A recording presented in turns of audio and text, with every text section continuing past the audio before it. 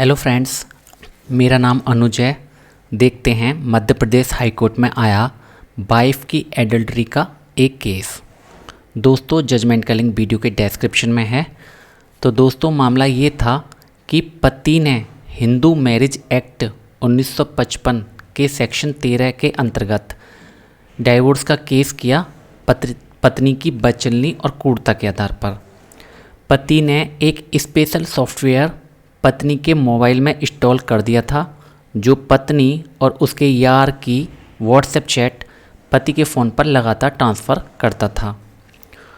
और इसी WhatsApp chat के आधार पर फैमिली कोर्ट ने पत्नी को बदचलन मानते हुए पति को तलाक दे दिया।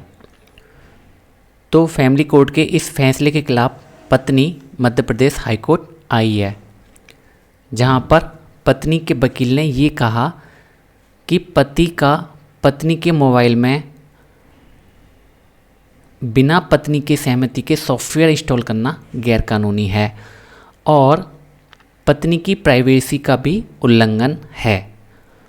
चूँकि सबूत गलत तरीके से इकट्ठे किए गए हैं, इसलिए ये सबूत स्वीकार किए जाने योग्य नहीं हैं। पत्नी के वकील ने आगे कहा कि पति के द्वारा इकट्ठे किए गए सबूत आईटी एक्ट के सेक्शन 43, 66 और 72 का उल्लंघन हैं।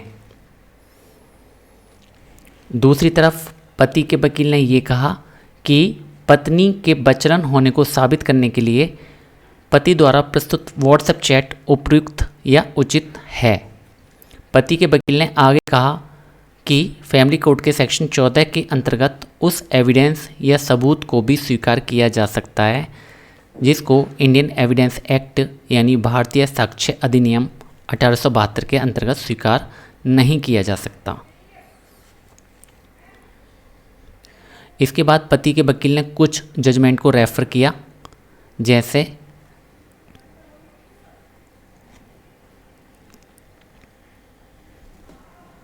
राजस्थान हाई कोर्ट के Preeti Jain versus Kunal Jain, Delhi high court के Deepti Kapoor versus Kunal Julka.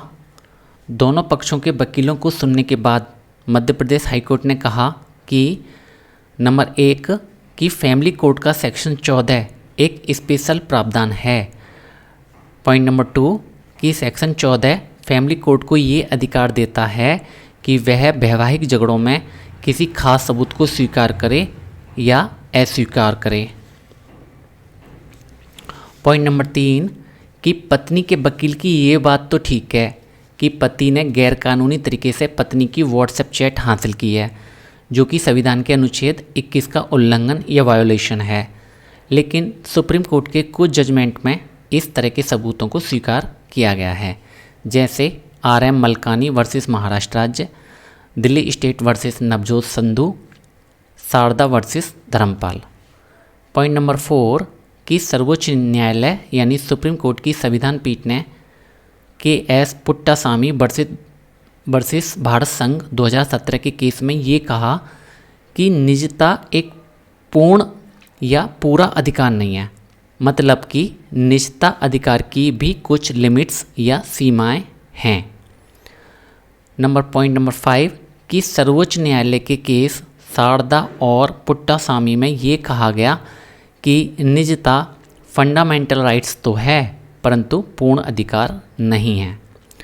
Point number 6 कि सुप्रीम कोर्ट की 5 जजों की संविधान पीठ ने Sahara India real estate corporation limited versus securities and exchange board of India 2012 में ये कहा कि अभिव्यक्ति की आज़ादी यानी फ्रीडम ऑफ एक्सप्रेशन को निष्पक्ष सुनवाई यानी फेयर ट्रायल के अधिकार के आगे झुकना पड़ सकता है।